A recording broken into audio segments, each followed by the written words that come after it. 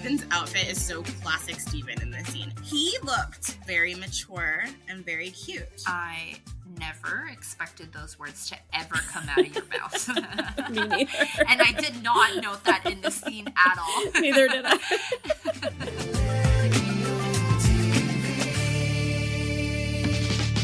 Hey, gnarly listeners. Welcome to Millennial TV. It's Adrienne, and this is Candace. And Liz. Today, we're on the final episode of Season 2 of Laguna Beach, The Last Surf. You guys, we were so amped to start this season of Laguna Beach, and I can't believe it's almost donezo. Even though this is the last episode of the season, we still have more episodes coming up because we'll be talking about the Season 2 DVD special features, and we'll have a special Ask Your Hosts episode. So if you have any questions for us, please send them our way by emailing us at millennialtv@gmail.com or sending us a question on Instagram. That's millennial, TEAV. Before we get into the episode, we're going to talk today all about our favorite girl groups.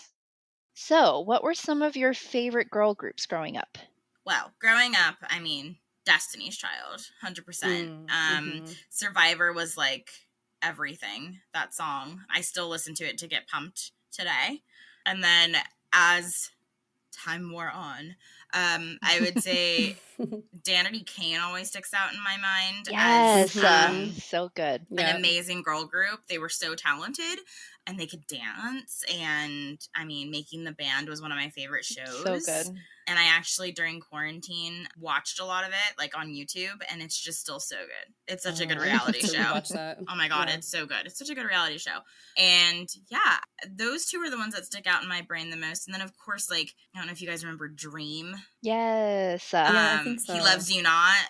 That's the one song that's on my like Spotify playlist. That was like, you could not tell me that I didn't have like some girl vying for my man at 9 years old. Like, you know what I mean? Like, I was picking flowers. Yeah, exactly. Like, he loves me. Like, you know, I was like so into that. He loves you not. Yeah.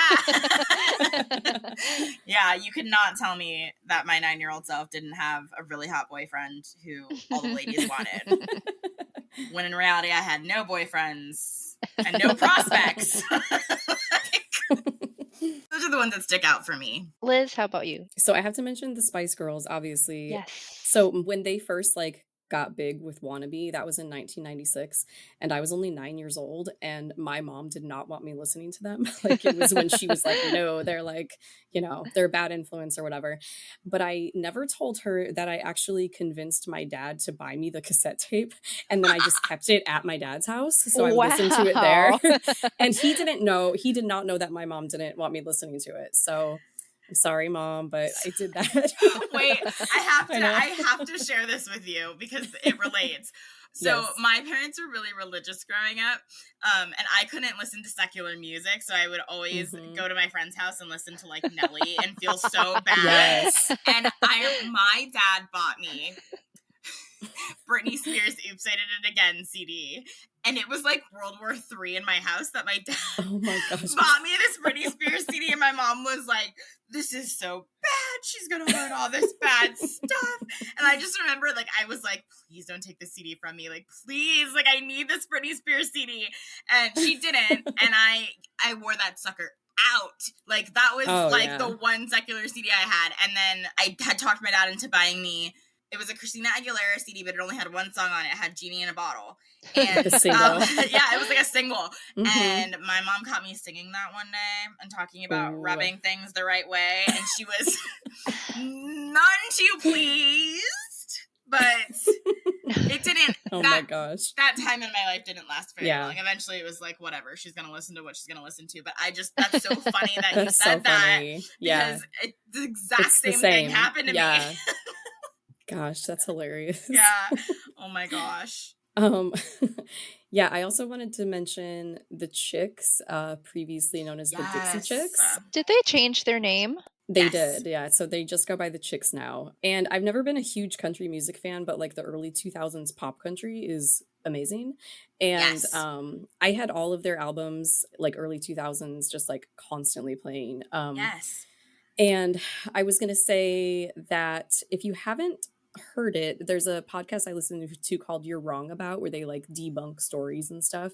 And they did a really good episode called The Chicks versus the Iraq War. And it goes in detail of like when they, in 2003, when they like got quote unquote canceled and then came back to the Grammys in 2007 and won all the awards for like the best album ever. Natalie Maines, she's everything. They are awesome. I love them so much. I never canceled them, and they were always amazing to me. Honestly, if anything, that whole thing kind of like made me, because, you know, I grew up like super religious. Everybody was really conservative. Yes. And when that Same. happened, it kind of shifted my mindset a little bit of like, why is everybody so mad at them? Like, you know, Yeah. and what she said wasn't even, it was taken way out of proportion. What did you she know? say for those of us who don't remember?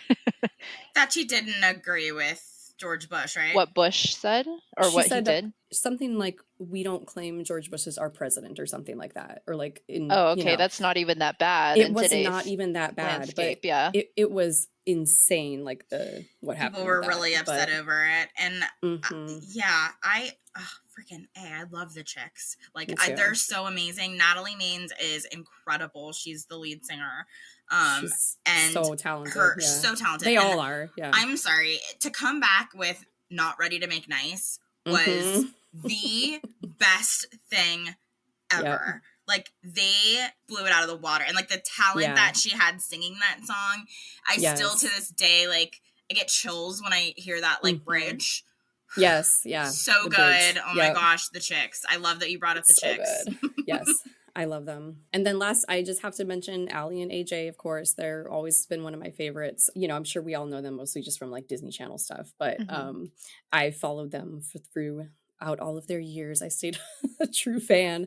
But in 2018, they released an album called 10 Years, because it was 10 years after, you know, their last album, I guess. And it's really, really good. And they've come out with 2 more albums since then. And you went to watch them. We saw them at the House of Blues, a few years ago. And they're so good. Like, they're like our age and stuff. You know, like, they're just so cool. So they're really talented. And it's really cute that they're like sisters and bandmates and best friends. So. Yes. So I love them. So the first band I had down was also Spice Girls. And I recently saw this thing about the song To Become One, and it's one of those like super sexual songs that you just like didn't realize was sexual when you're a teenager, but because I just had the realization recently, I feel an obligation to share it with you all. So here are some of the lyrics. Please enjoy. Be a little wiser, baby. Put it on, 'cause tonight is the night. When to become one. I'm like, wait, what? But okay, to be fair, they literally say, I need some love like I've never needed love before. Want to make love to ya, baby. I'm like, honestly, how did our parents let us walk around singing this? I mean, your parents didn't. Right. And maybe my parents just didn't understand English well enough to know what we were singing. Listen, if you go back and listen to any of those songs, though, not just the Spice Girls, like any of them, they are so egregiously sexual. And you're walking around singing it and you don't even know. Like, Genie in a Bottle. I'm mortified, okay? I put on a birthday performance for my dad when I was younger, singing that song and dancing to him. And I think back right now and I'm like, what the F? No. I'm mortified. No, I know. Oh my gosh. But like, if you like think about it, like, she's literally singing about how she's a virgin, but she wants to like lose it tonight. Yes. And he's gotta like rub her the right way. Yeah. Like, what? It's awful. Yeah. No, you can't go back and listening to it. Like, then you think like, remember Jessica Simpson's Irresistible? Mm-hmm. She was DTF. What is that about? Now I feel like I gotta go back and listen. Yeah. You gotta look these songs up like as an adult and you'll be like, what? It's gonna ruin my childhood. It will. It'll ruin it. But come join us on the dark side. Back to girl groups. Okay. So another one was called M2M. I don't know if you guys have heard of them. Yes. I don't think I have. They were huge. Yes, they were Yes! huge in Asia, I feel like, and I like spent my childhood before I was 10 in Malaysia. That's where I was born. And like their songs were playing all the time. I swear on like the Disney Channel because they sang a song for like the Pokemon movie or something like that. Oh, okay. But I had their like CDs or cassettes and like they were very, very catchy when I was younger. So I'm so excited that you know them. Mirror, Mirror. That was one of my favorite songs. You have no idea. There was Mirror, Mirror. Lie to me. Show me what I want to see. Yes. Yeah.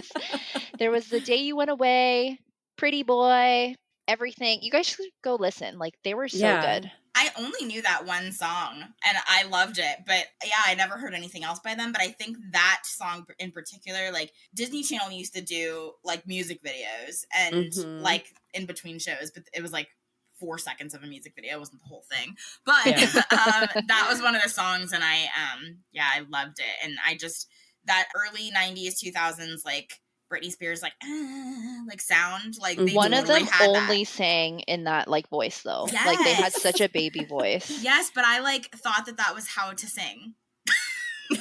Oh, it was. and so I grew up like, you know, I did musical theater and I did choir and I was like a singer. Like I liked, but my first, like my formative years, I was always trying to do the like, baby, yeah. Like, like that's what I thought real singing was, like legit. And now I'm like, oh God, like why did everybody sound like that? Okay, to be fair, in today's day and age, I feel like there's like a style too of how people like sing songs. Yeah, nowadays I feel like it's like Billie Eilish type of singing. I was gonna say it's like that whisper, breathy. Not belting, just like, anyways. For sure. Maybe we could bring back the early 2000s baby voice just for a little while. Bring it back. Like, can it be me? Can I finally be a pop star? Yes. But I want to be like old school pop star with like the headset and the crop top and like the pants. Like that's swishy pants. Yes, that's what I like. And it has to with be the sparkly. dance moves too. Yes. Yes. I also have to shout out the Pussycat Dolls because I know course. people always say it was like Nicole Scherzinger and her backup dancers, but I never really cared for Nicole as a solo artist, and I feel like no one else did either because it never really stuck for her as a solo artist. But when you put the other girls with her and call it a group, they were freaking magic. Yeah, stop trying to make Nicole Scherzinger happen. It's not going to happen. She's very talented though, holy. Like her voice is so good, but like there's just something so unsavory about Nicole Scherzinger as a person. Have you guys seen that video of Melody trying to upsing her? They were sick and tired of Nicole always taking the spotlight, which I get. I would be pissed because they could all sing. That's like the point of the group. They could all sing and they could all dance, but none of them got to. It was literally like the Nicole Scherzinger show. Totally. Yeah. Although Melody didn't really do herself justice in that performance, but she tried. It made for a great meme. You should look it up on TikTok or YouTube. The video is hysterical. It is Melody and the Pussycat Dolls trying to upstage Nicole Scherzinger, and it is so funny, and I watch it every time I need a laugh. And at the AMAs too, so it was like at a legit award show. I have two more. I really liked Little Mix. I thought their style was like very weird and kooky to begin with because it was like that British, like, I don't know what you call it, but like gaudy looking like style, but it evolved over time, and I feel like eventually they were like very cute. They sounded really good together. They looked like they were best friends actually, and super supportive of each other during interviews until the very end where things broke down. But I really like Little Mix. You didn't think they were just like knockoffs of the Camila Cabello band? What was it? Fifth Harmony? Yes, Fifth Harmony. No, because Little Mix started way before Fifth Harmony. Okay. Yeah, I wasn't impressed with them. They opened for Taylor Swift when I saw her for the 1989 tour, and I was like so disappointed because Fifth Harmony was the night before. What? But what? Okay, because I've seen Fifth Harmony and Little Mix open for Demi Lovato, and Little Mix was so good, and Fifth Harmony was just starting at the time. So, like, they weren't that good yet. But embarrassingly, Fifth Harmony is my next girl group that I'm going to name. And I watched that season of X Factor with my mom because, again, I loved Demi Lovato so much. Anything she did, I followed. And they were ridiculous that season. Like, I watched it because I love to hate them. And that eventually turned into me liking them and listening to their albums and stuff, which is why I'm so embarrassed. But they did get pretty mainstream. Like, Work From Home was a huge hit. And they didn't really last that long as a group because Camila Cabello wanted to go do her own thing, which I think was the right thing to do because I loved her first album. Like, I really liked that album. Yeah, I really liked Camila Cabello for a while. Her third album was trash. She's in a different era right now. Yeah, she's in a whole different era, and I'm not into it. But I always thought she was the only one that I was paying attention to in the group. That's what Demi Lovato said. I know. I always thought that. I thought she was pulling focus, and I was just like, were you only paying attention to her because of the size of that ridiculous bow on her head? No. You know what I'm talking about? Yes, but no.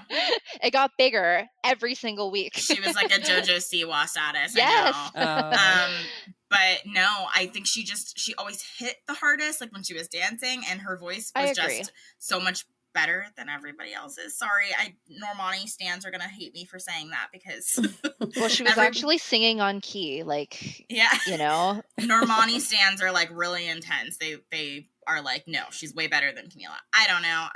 Whatever. Normani's like a good dancer to me. Maybe I'm brainwashed. Don't come for me. Come for Candace. Yeah. Yeah.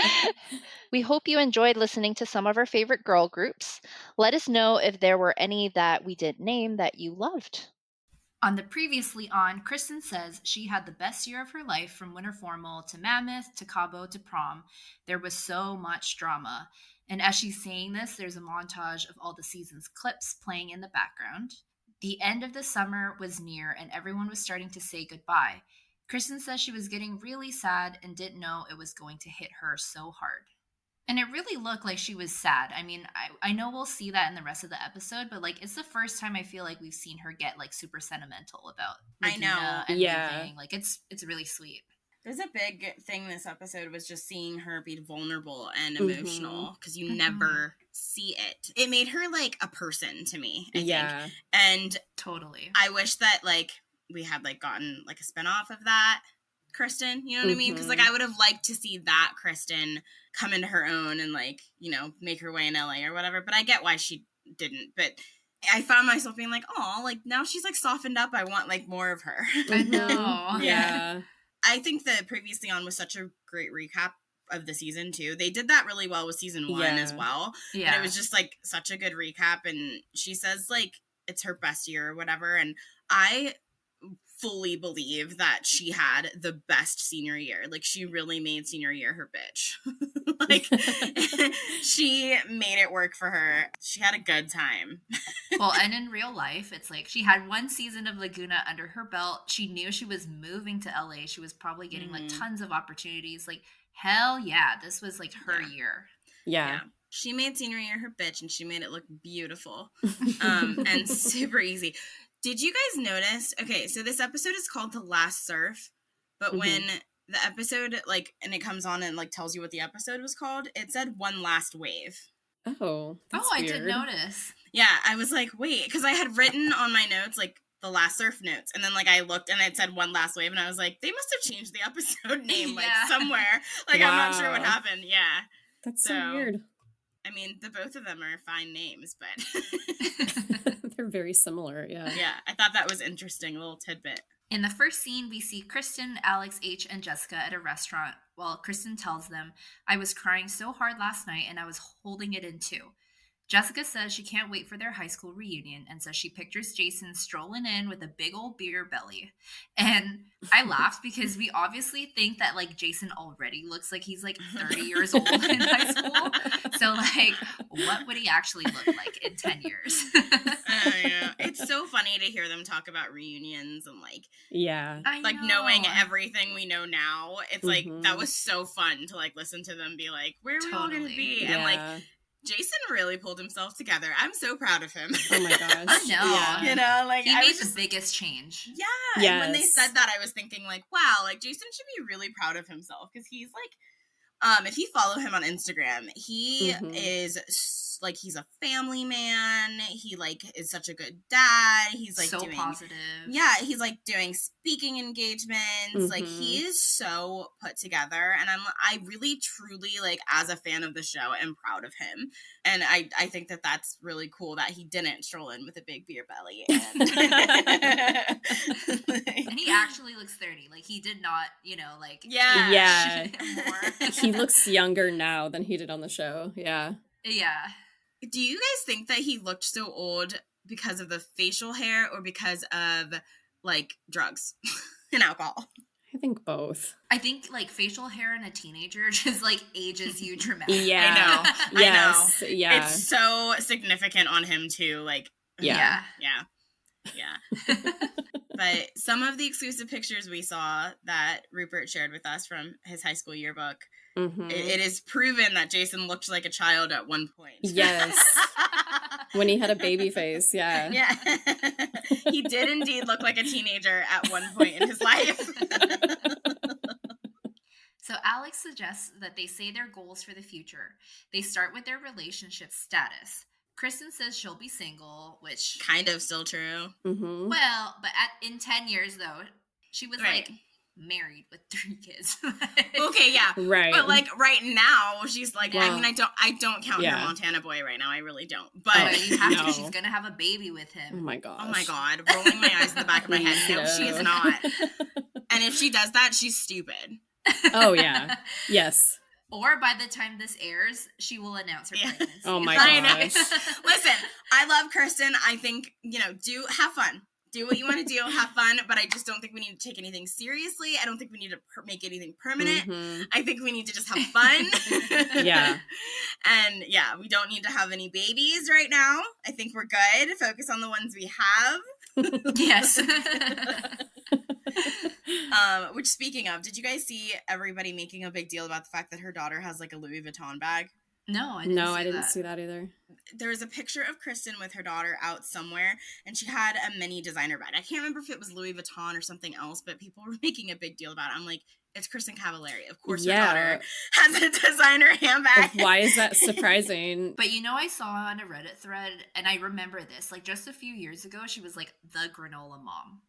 Crunchy mom. Yeah, that's true. And then now it's like it's totally different. So it's so interesting. Are you looking it up, Candace? Yeah, she was seen with her kids in West Hollywood. And yeah, her daughter had a $1,700 Louis Vuitton purse. How old is her daughter? 8. Oh gosh. So I'm going to go buy Sloan that purse now. That's insane. Yeah. And everyone was like, oh my God, she has her own like expensive Louis Vuitton. And I'm like, well, if Kristin Cavallari was my mom, I would expect my own expensive Louis Vuitton too. Be like, Mom, I wanted expensive bags like that when I was younger too. Well, I guess not that young. Not at 8. Not at 8. At like 16. Yes. Or even like 12. Yeah. But back then I would have been happy with like a Juicy Couture. That was designer. Or a Dooney and Burke. I wonder what her 8-year-old daughter carries around in it, like toys. I don't know. Snacks. Yeah, snacks. Yeah. I feel like they're chic 8-year-olds. Like they probably have like cell phones. And, I'm sure. Yeah. Yeah. Like a wallet. Yeah. It's just so funny that like that was what people were reporting on. Yeah. They see Kristin out with her daughter and they're like, the Louis Vuitton bag. You know how she's never posted her kid's like face on her Instagram, but you're saying this is caught on TMZ? That was Daily Mail that I was reading it on. I'm so curious. Like, I'm really curious what her kids look like. I'm like, oh, should I respect her privacy? But I am really curious what her kids look like. Alex says that she will be engaged and Jessica will be married with 8 kids. Which, I mean, Jessica doesn't have 8, but like she did end up with many kids. Yeah. So many kids. But I think that like it's so funny that they literally, it's her exact life. Like minivan, like like literally totally accurate. Yes. I loved it. Well, and they're pretty accurate for career. They say that, so Jessica says that she can see Kristin being a TV host of a talk show or entertainment show. And Kristin literally has like stars in her eyes when like Jessica says this, because like she totally wants that. But first of all, I think she would have been such a great talk show host. I wish that had happened for her. You don't think? I think she could have had a show like Tyra. Remember Tyra? Tyra's talk show was lit. Yeah. I love the Tyra show. But like, is Kristin a good host though? Like, I don't know. I mean, is Kris Jenner? No, but they gave her own show, so really, like... And it failed. Yeah. Absolutely it did. But I still wanted one season of, you know, KCAF. Okay, so one season. Yeah. I mean, she is kind of doing that, like, with her podcast now. Yeah, with the podcast, so it's cool. Oh, wait, I hate her podcast. I haven't listened to it. I know, I don't listen to it either. I feel like, okay, this is super controversial probably, but I feel like her podcast is her just, like, stroking her own ego. Oh my God, totally. Yeah, seems like that's the overall feedback, yeah. I love Kristin, and I like, some of her opinions are super funny, and, like, I would listen to her, but I just feel like it's her just liking to hear herself talk, and I kind of just, like, I'm like, no. Yeah. Well, and I hate that, like, her guests or whoever's on, like, feeds her ego, so, like, I hate listening to that. I know. Like, I wish it was better, but it's not. Speaking of, I was on Reddit today, and somebody brought up that Lauren Conrad had a podcast back in 2019. I saw that, too. I didn't know that, but apparently it was called Asking for a Friend. What was it about? I am not sure. But they were talking about how they, like, you know, they missed it, and they didn't know I didn't last very long. I think it was, like, 11 episodes. Mm-hmm. And I'm like, I'm super bummed, too, because I would love... for Lauren to have a podcast, and I don't even care what she would talk about. She could be talking about, like, I don't know, the scum between her toes, and I'd be like, yes, Lauren, live. Tell me more. Lauren had scum between her toes, so I got scum between my toes. Yes. I'd be like, tell me how to have chic scum. God, I love her. Okay. They say Jessica is going to be a housewife, and Jessica pipes in and says she'll own a daycare, which is funny. I mean, she doesn't, but she has many kids. So, yeah, a little mini daycare. They say they see Alex owning a little clothing boutique, and she says it has to be really cute. But I felt that was so out of place for her. Like, we've never seen her interested in fashion in any, like, not like, you know, they're all kind of interested in fashion, but like, we've never seen her have any desire to, like, be around clothes and, like, all of a sudden, in that way, like, you know, I think they couldn't think of anything for her because she's so, like, chill and laid back. So they're like, a little clothing boutique. And even she is like, that's boring. They're trying to hype her up. They were trying. Yeah. In terms of where they were going to live, Alex says that if she's going to own a boutique, she wants to open it in LA. And Kristin says, well, so we're still going to be living in LA, which, spoiler alert, does not last past 1 year for Alex. Jessica says she's going to be living in Virginia with her little SUV. And Kristin laughs and says, in your little minivan? And Jessica says, I'll never drive a minivan. Thank you very much. And I laughed because as teens, it's like the most uncool, like, vehicle you can have. But, like, I'm pretty sure, like, almost all of them have some form of, like, a minivan because it's, like, so financially sound. And it's, like, safe. Yeah, I mean, Jessica has like 4 or 5 kids at this point. She's got to have a big SUV. Yeah. Oh, I was going to ask Liz, as our resident mom, what kind of car do you drive? Oh, goodness. Our family car is a Kia Soul, but we want to upgrade really bad. So to a minivan. I don't know if we'll get a minivan, maybe, but something with 3 rows if possible. Oh, but you guys are done having kids, right? No more kids, yeah. But the Kia is so, like, if we go somewhere and have another person ride with us, it's like the person is smushed in the back between the girls, and that's, like, no fun. So, yeah, we definitely want to get a bigger car. So, maybe a minivan. That's fine. I'm definitely going to get a minivan when I have kids. When is that, like, the door, like, you press the button, like, opens by itself? Yes. Those fancy ones, yes. I can't wait. Because, like, even, like, bringing home furniture from IKEA sometimes, I'm like, this does not fit in my car. I need a minivan. Yeah. Oh my gosh, even when we went to Big Bear, we had so much stuff we were taking with us that we were like shoving things under the seats. Like we couldn't fit it all in the back of the car. So that's why we're like, oh my gosh, we need more space. Totally. Well, the scene ends with Kristin saying, oh my God, I can't wait to see what happens. Next, we see Jason, Cedric, and Talon take their last surf on the beach on a kind of dreary-looking day in Laguna. Jason asks, how weird is it to be leaving? And they all agree it's weird. Cedric says, it's just really gnarly to see everyone going their own way. It's really sad, actually. Like, I really want to cry.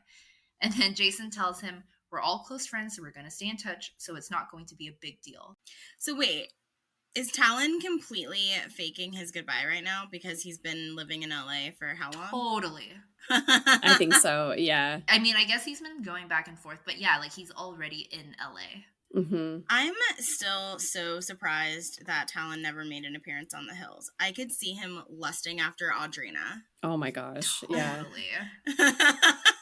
And who knows, maybe that happened. Yeah, I wonder if he tried. I know. She wouldn't give him the time of day.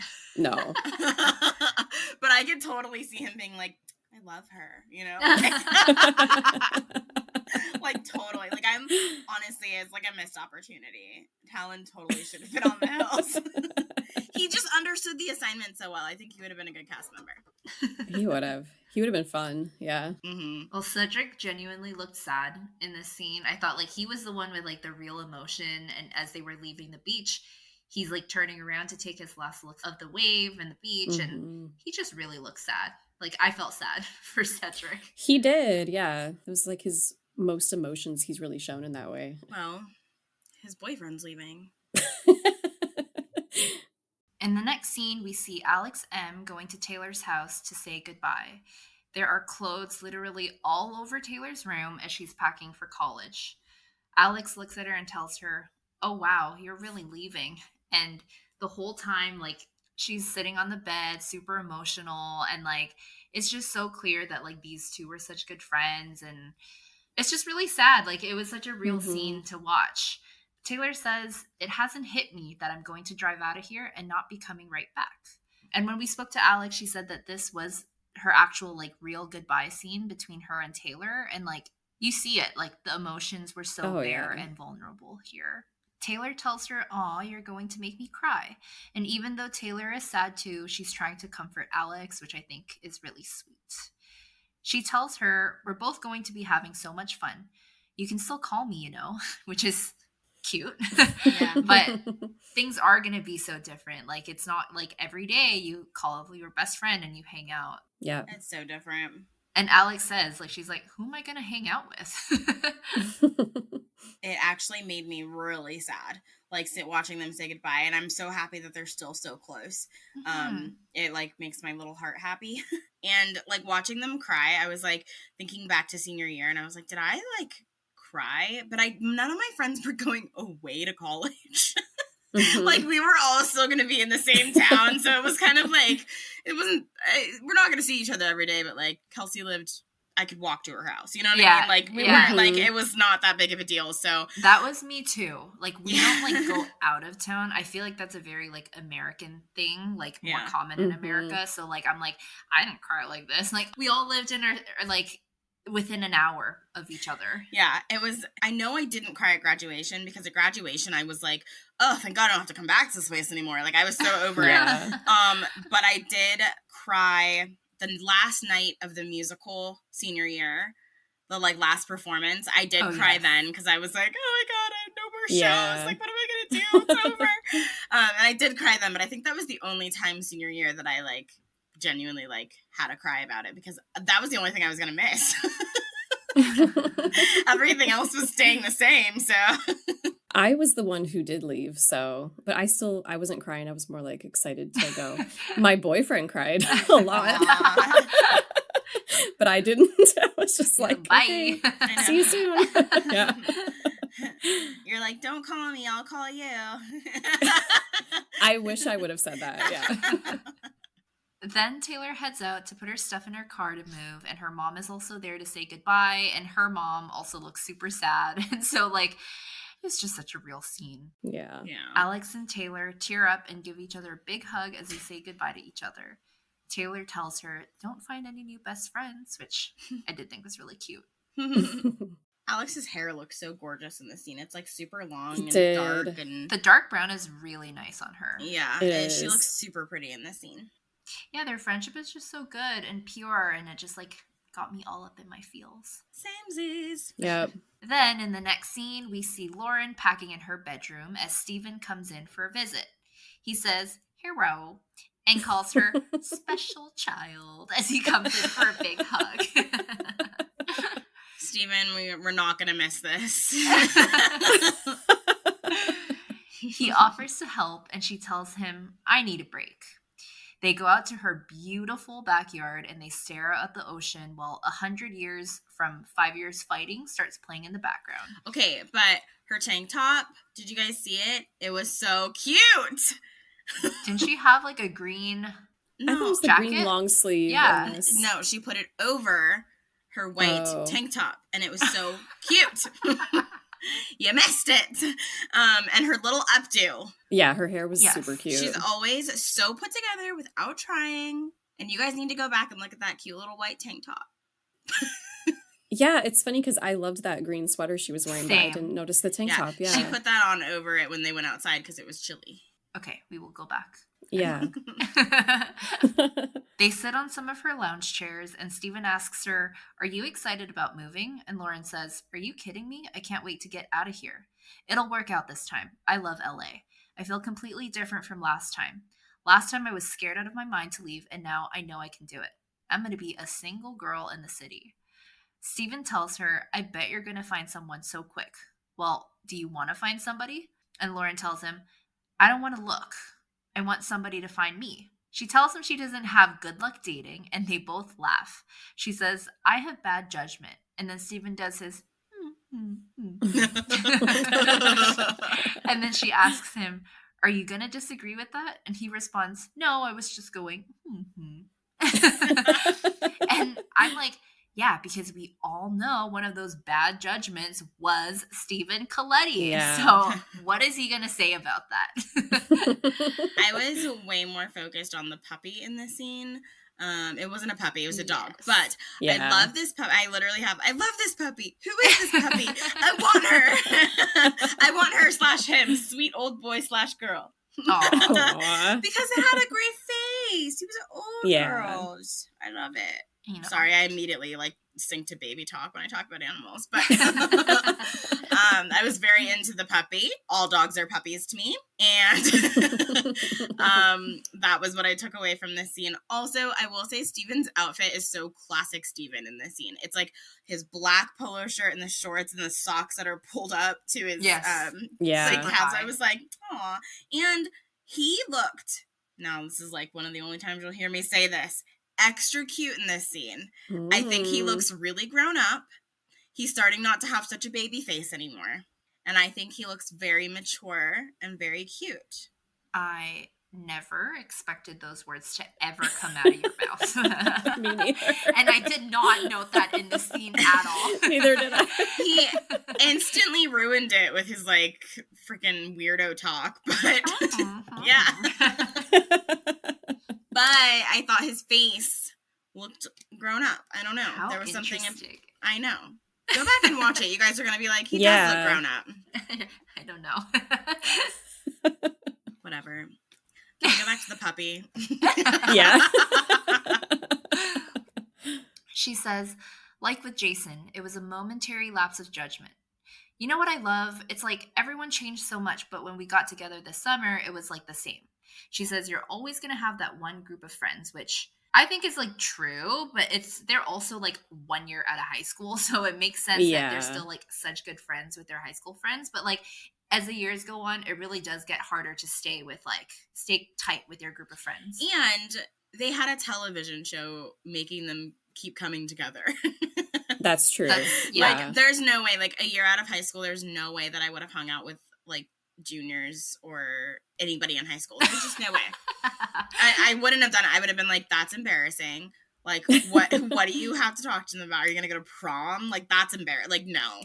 What about the friends in your own grade? Because I don't think, like, Lauren cares about the juniors, but she's more talking, like, the Jen Bunny, the Dieter, Trey. Yeah. Right. Oh, yeah. I would have hung out with my You know? friends, but I'm just saying, like, this show in particular kept forcing them together with, like, the kids that were still in The high high school. schoolers. Yeah, I don't think she, like, cares about that so much. Yeah. No, and they were all at the same parties and stuff. Like, the fact that, like, Lauren and Kristin were even still at the same parties is weird to me. Yeah, that's true. Like, I would have never been caught dead at a party with somebody who was still in high school at that age. Like, That's true. I think it's mostly the show pushing them all still together. Yeah. Steven tells her, think of all the shit we've been through, but it's made us all better friends, I think. Lauren tells him, Steven, I think you're stuck with me as a friend. She also asks, are you ready to conquer another city with me? And he laughs and says, you didn't conquer shit in San Francisco. And she goes, I know. I left. And then Steven says, San Francisco conquered you. And then Lauren does this cute, like, pouty face. He's still so mean to her about it. I thought this was a funny exchange. I thought it was, like, cute. Yeah, but he's still so mean to her about it. Like, leave her alone about SF. Yeah. It gets worse in special features, FYI. So, Oh, really? Yes. Oh my gosh. It gets worse. No, that kind of bothered me too, because I'm like, well, he's also leaving San Francisco, so it kind of conquered And him he has as only well. like one more semester on her. Yeah. He's so annoying. He acts like he was there for years or Yeah. something. He keeps saying, he's like, I, soaked up everything I needed to, but like, what, 8 months isn't really a long time at all. No. He tells her, I'm excited. It's going to be perfect. Here we go again. And I really like the scene. Like, I feel like Steven and Lauren are really back in like a good place with their friendship, where things are like platonic. And yeah, I mean, I guess they like flirt sometimes, but they're like not actually, like, Lauren's not looking for him to be her boyfriend. Right. She's just like really looking to him as a good friend and for someone that she can like go to for comfort. Agree. Yeah, they're finally in a good space. They head up the stairs and hug goodbye as we see Steven drive away in his white truck to LA. Oh, no, wait, I take that back. Because in the next scene, Steven actually is at the beach with Kristin. And Kristin is sitting in a beige sweater and a little jean skirt looking all bummed out. And we see Steven walking down. So cute, though, the outfit. So cute. Yeah. So cute. The long sleeve shirt with the jean skirt thing is like such a mood. Mm-hmm. I love it. And I was like, I literally want to wear it like tomorrow, like inspo. Like, I love it. And do the hair in a ponytail with like the blue chunky dangly earrings. So I know. pretty. Yes. So such a mood. Oh my God. Like, put it on the mood board. It's lit. See, and I think in this scene, Steven is very cute in his red and white like baseball tee with the jeans. Okay. I don't think anything about Steven is cute in this scene because I was so irritated that he acts like this with her. What? They've been broken up for how long and he's like kissing her neck? Okay, we'll get to it. Go. Okay, she asked for that though. Yeah, we'll get to it. So he asks her if she's tripping out and she tells him, yeah, it's just weird. He tells her this was how he felt like last year too when Dieter was the first one to leave. She says, the whole year I was like, F this. I just want to leave. I just wanted to get out of here. But now I'm like, wow, it's really happening. And we talked about this before, but, Kristin really is bummed out and emotional in this episode and in this scene, which is really nice to see. Mm-hmm. Steven asks if she had a fun summer, and she tells him it was a lot of fun. She says, Alex and I had a phase where we were over it, and I wish we didn't do that. Steven says, too cool for school?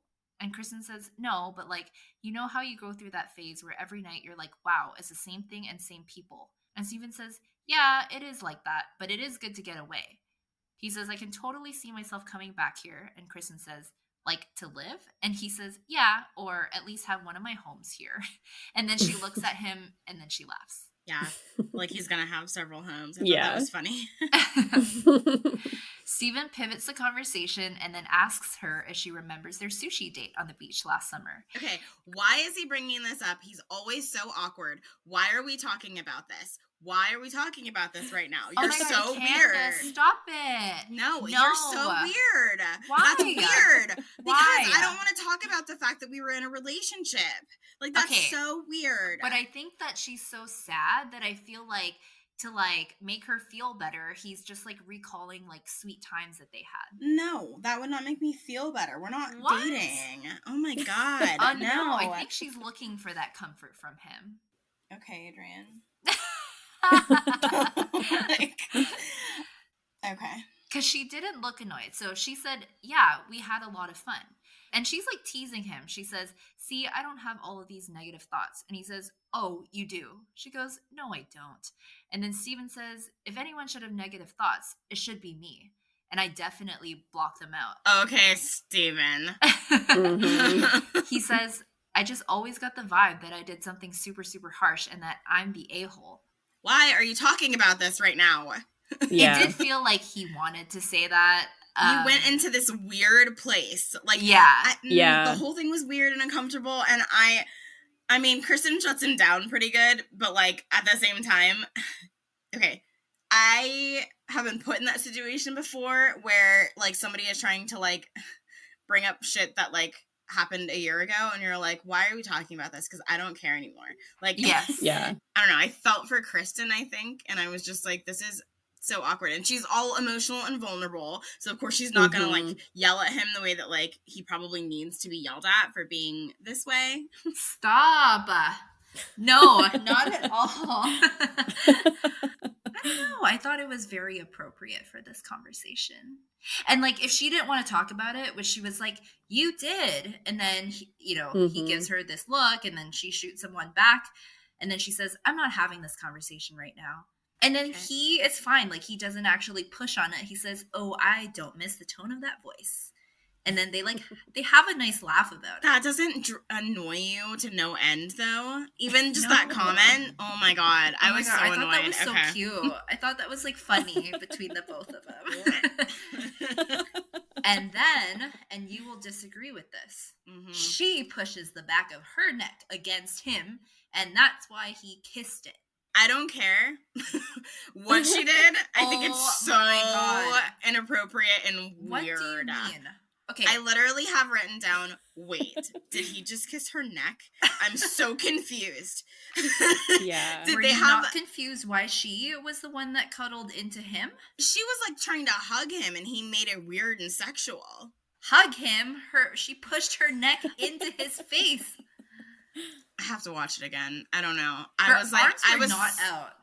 I think I was typing and then I looked up and he was kissing her neck. So like I was like so You're like, confused. how did that happen? And I was like, did they have a little thing during this? Like, what is happening? And then like the way he holds her, he's literally, I don't know. I literally, the next thing I wrote is the way he holds her. Ew, he's literally kissing her neck. I'm like shocked. I don't remember this at all.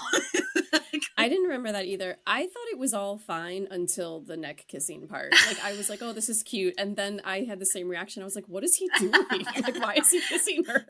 I was so weirded out by it. I was like, they are not together. It's very odd and strange that he's like kissing her neck and like, we need to pull this, okay? We need to pull this. Yeah. I need to watch that scene again now, because, yeah. And not only is he, like, kissing her neck, but he's, like several times. I'm like, once would have been enough, like, at this point. I don't know. I was uncomfortable. I feel like kissing her on, like, the forehead or something would have been totally fine, but, like, the neck is such, like, an intimate spot that I was like, yeah. Hell yeah. Is she enjoying this? Like, yeah. Well, it was a little weird. They go up the stairs, and Kristin has, like, a little cry, and they hug, and they have a sweet cuddle again. And, like, that was an intimate hug, too, I thought, at the top of the stairs. And maybe because I was such a Steven and Kristin, like, shipper back in the day, I thought, like, this was so sweet. So maybe that's, like, how I'm viewing this scene. I'm just like, oh, my God, my little Kristin and Steven heart. That's why I loved it so much. But you guys tell us. We'll poll this, okay? Did you think that this was sweet or sour? Yeah, ooh, sweet or sour.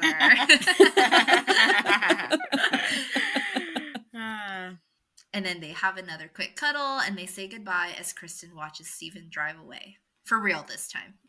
Yeah, and I love how, like, I mean, we're like, So go say goodbye to Lauren, and then go say goodbye to Kristin. Yeah. Like, you're still trying to do it, MTV. Gonna do it one last time. Yeah. Still trying to do it. Next, we see Jessica in a white tank top arrive at Kristin's house. She says hi to Kristin and Alex in her bedroom, and they talk about how they can't believe that they're saying goodbye to each other. They talk about how many memories they've had in the room, with Jessica getting ready in the bedroom, while Kristin and Alex getting ready in the bathroom. Kristin and Jessica get super emotional in this scene. They tell each other how much they miss each other, and Kristin tells Alex, "Thank God I don't have to say goodbye to you," because they're obviously moving to LA together.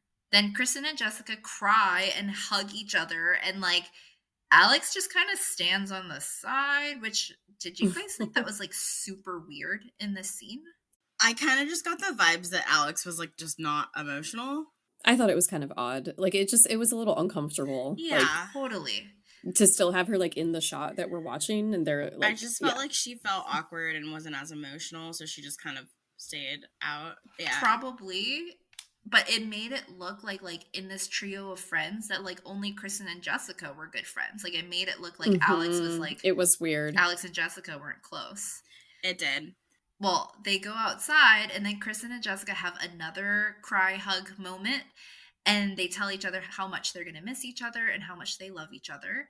Then Alex asks, "Can we do a group?" I know. And then they do a group hug and say goodbye. So like that was weird again. Like weirdness on the inside, and then for the outside to be like, "Can we do a group?" But I guess you're right. Like if you're not an emotional person, like it would be awkward. This scene always makes me really sad. I tear up every time during this scene, and I don't with Alex and Taylor, but there's something about Kristin getting so emotional about saying goodbye to Jessica that always gets me, because I think back to when she breaks up with Jason and Kristin comes rushing back over. Like, I just, I'm like, oh my God, like, they're such good friends. You know, like, it just hurts. And, like, you can't ever get these times back. You can never get them back. Like, once they're gone, and your high school life and your high school friends is just something you can't recreate. And it's just so sweet. And, like, Kristin sobbing and hugging Jessica, and it's just extra sweet. Because it was so real. Yeah. It was, and it's rare to see Kristin show that kind of emotion. So it was very sweet. It's very sweet. Yeah. I think Kristin actually said that, like, this was the same date that she moved out of Laguna. Like, she actually drove out of Laguna to LA. And so it's like, it all hit her, like, so hard on this day, saying goodbye to Jessica. That's a hard day. Yeah. The next goodbye we see is between Jason and Talon. They both hug and say goodbye, but there are no tears here, and I think that's because they are both going to LA. So they're literally like, "See ya." That was so weird. The forced goodbye between Jason and Talon. I'm like, they're not saying goodbye. Just like, see you later. Yeah. And they're probably like maybe living together. I don't know. Yeah. I know. Talon's like, "See you at home." Yeah.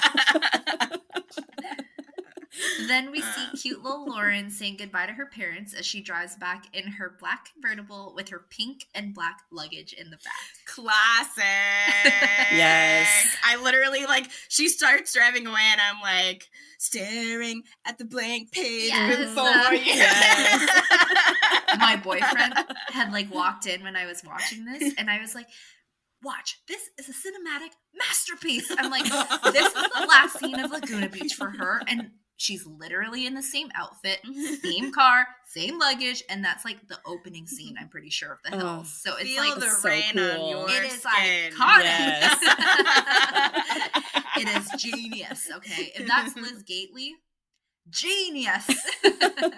And then in our last goodbye, we see Kristin at the beach staring out into the ocean. And as she's doing this, we see clips of season 1 and 2 playing in the background.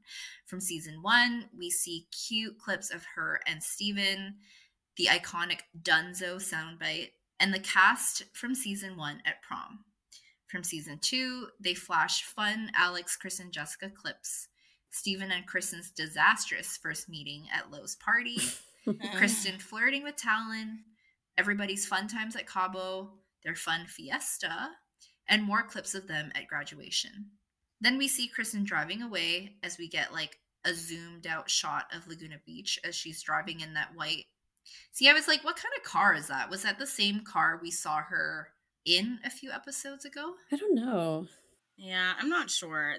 The scene was really cute, but it was so painfully manufactured. Yes. They did what they always do with Steven, but just with Kristin. The montage, Yeah. yes. I love it. So cheesy, but like, it was cute though. It was fine. And just like that, ladies, we finished our favorite season of Laguna Beach. And I'm so sad. I mean, I'm so happy we like did it. I feel like we got together on this podcast because of how much we loved basically like season 1 and 2. I know. Yeah. And I'm so sad that it's over. I'm sad it's over, but I'm also really excited to get into Laguna Beach season 3. Well, I mean, you know. Wait, what? And yes, we are going to do it though. Yeah, we're going to do it. Yeah. I mean, okay, I'm not excited, but I'm excited to like move on. It's going to be different. Yeah. And I'm excited. I'm really excited for when we start the hills, and it's going to be a whole new ball game and a whole different show, and I'm super excited. And I'm so proud of where this little podcast has come. So, if you're listening, we love you. But yeah, season 2, just great cinematically.